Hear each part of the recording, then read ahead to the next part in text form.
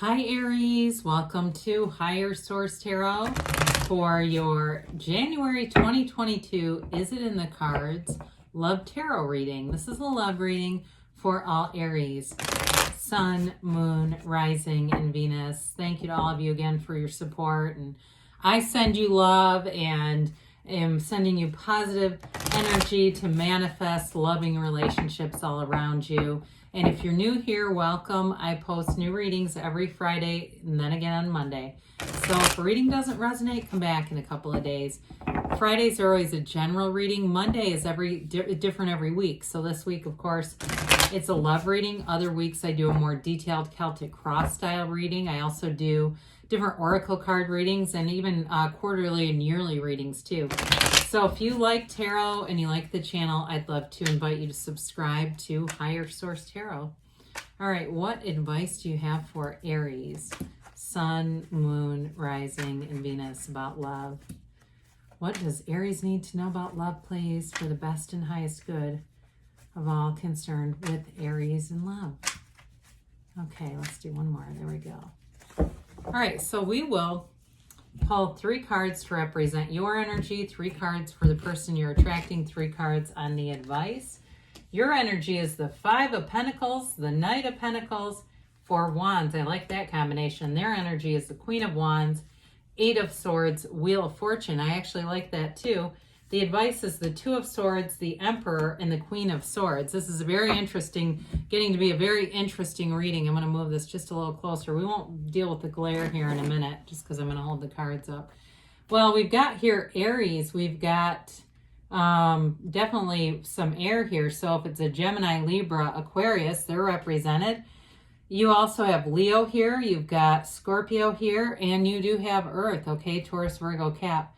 So with this energy, I feel like you left something. And again, it may have been one of those things that ended in a way that was disappointing. You know, there's a coldness with that 5 of Pentacles, right? It's often interpreted as left out in the cold because it looks like it's snowing around them, but it's really not necessarily. But anyway, with this, it's about moving away from something. It's activity. But however, they're together, right? So it's not necessarily losing everything.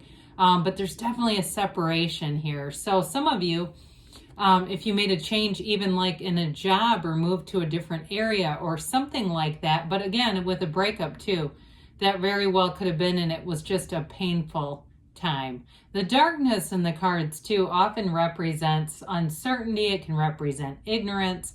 So I do feel like it was whatever it was an uncertain time. It just feels like a dark point. Now, the Knight of Pentacles we actually like because we love all the yellow in the background. The yellow, when we see that, it indicates a fortunate environment, an environment that's robust for positive changes. Now, the Knight of Pentacles doesn't move very fast, but I always say he's measured twice, cut once. You do it right the first time with this. And especially with that combination of the Knight of Pentacles, 4 of Wands, I feel like that's a bit of a 1-2 punch in a good way. We don't usually like punches, but in this case, I'd say yes. With the Knight of Pentacles, it's long-term stability. It's a commitment that runs the distance. It's making sure, you know, not just jumping in out of desperation or just feeling like I need to be in something. This is really taking your time to get it right in a relationship. And I feel like with that 4 of Wands, we know that's a marriage card. It's the 1111 card, but it represents a Hindu wedding ceremony. It's celebration. It's freedom. And so whatever the 5 of Pentacles brought to you, you've got a freedom in the 4 of Wands. It's really almost the antidote to that energy. There's no restriction there. It's moving forward in a really evenly balanced partnership, a partnership where there's true love, but there's also, in some ways, a similar mindset, wanting to move forward, wanting to have a relationship. So I feel like there's, you know, as we go through this, there's definitely a kind of a head over heart kind of a feeling with this all the way through.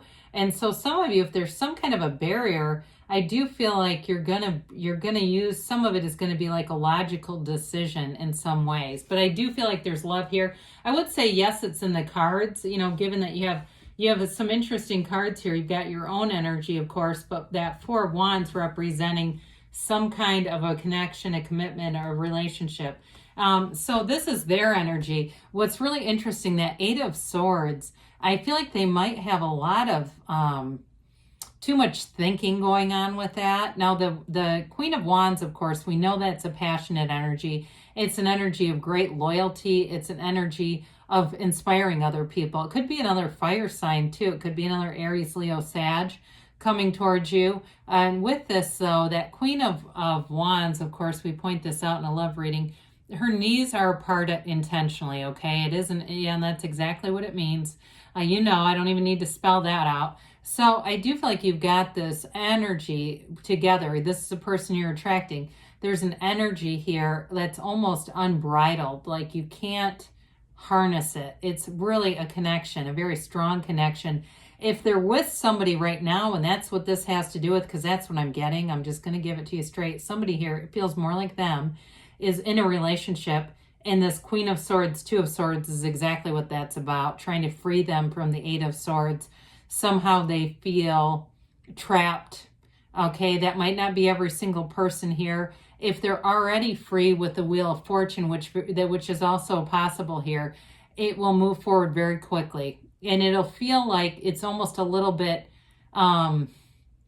scary is a little too harsh, but it'll feel like, God, can I really trust this? Because you've got the Knight of Pentacles and wanting to really take things cautiously. And with this kind of energy, though, with that Wheel of Fortune, if it moves the Eight of Swords, it'll make it be very quick and sudden. And so with the Wheel of Fortune, it is a sudden change, but it's always in your favor. So in this person, in their favor, it helps them to expand in that wand energy. It helps them to remove themselves from whatever restricts them, whatever it is. If it's not a relationship and it's a work-related thing, something like that, where they're just working too many hours, or it's some kind of other burden, a financial burden, some tied to something, the Wheel of Fortune is their best friend, because that is that energy that begins a new cycle that moves in their favor. It's very favorable energy.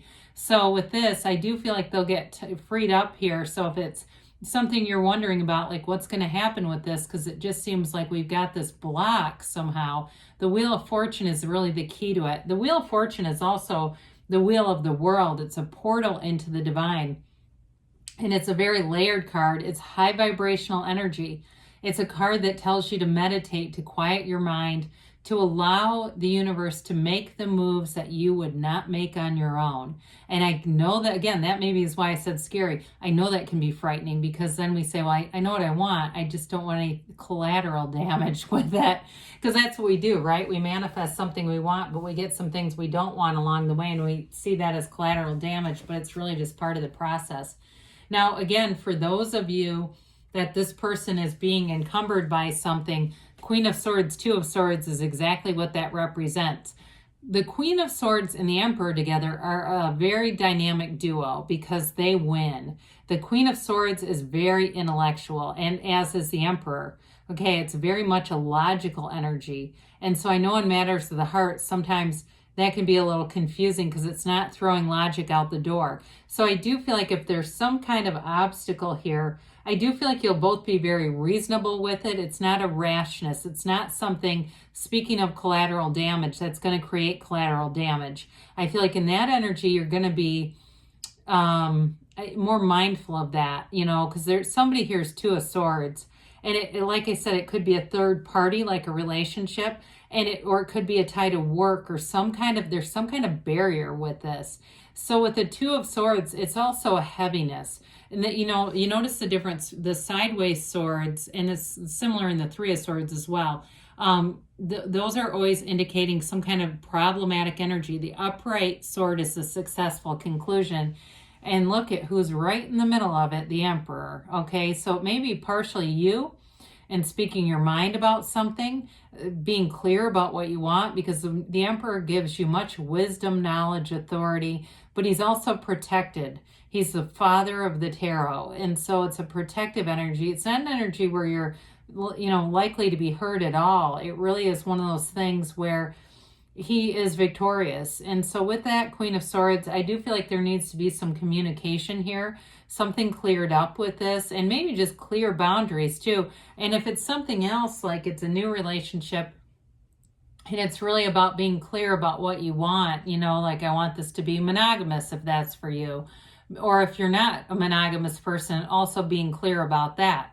But in your energy, it definitely would look more like just being clear about the kind of setup you want in the relationship. So again, I do feel like you have it in the cards here, but it's really about being upfront, being honest, and if there's some obstacle, having that be released, you know, releasing that barrier and believing that it will be, you know, believing that it's already been removed so that it's not such a focal point, if that's part of the deal for you. So let's see what the angels have to say for you, Aries.